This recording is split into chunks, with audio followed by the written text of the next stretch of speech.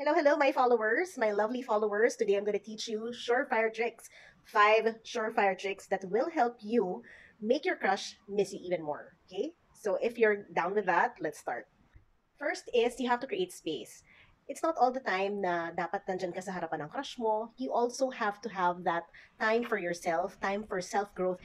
And also, pag nagkita ulit kayo ng crush mo, at least you have something to talk about, di ba?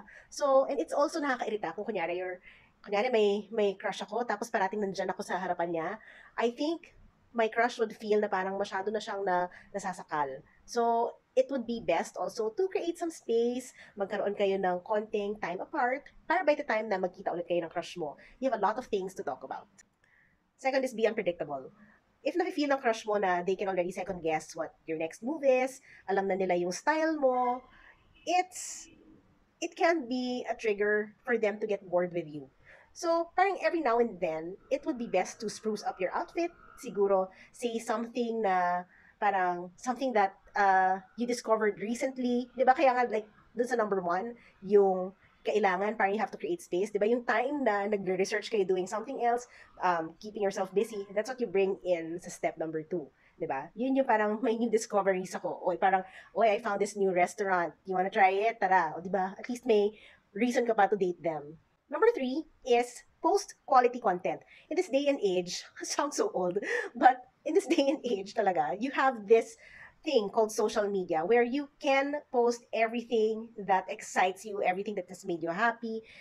Try not to post anything na parang parinig. Because eventually, they will also decipher na, lalo na yung parang, hala, ang ano ko,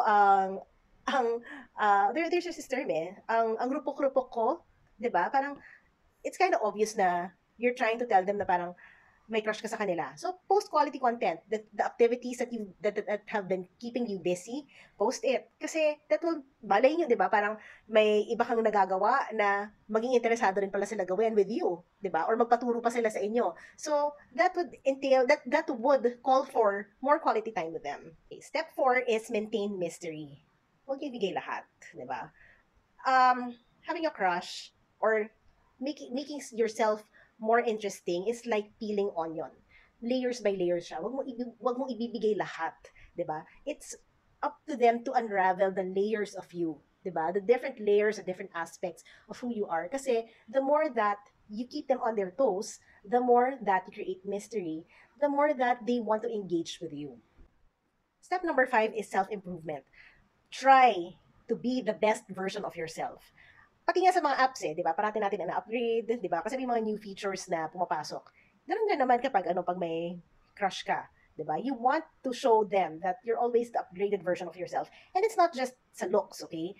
It's also important that yung mind niyo and yung spiritual growth niyo pa-upgrade ng pa-upgrade din. It should always evolve, okay? It's important that we become the better version of ourselves because even without your crush, ikaw mismo, nagkakaroon ka ng sense of accomplishment.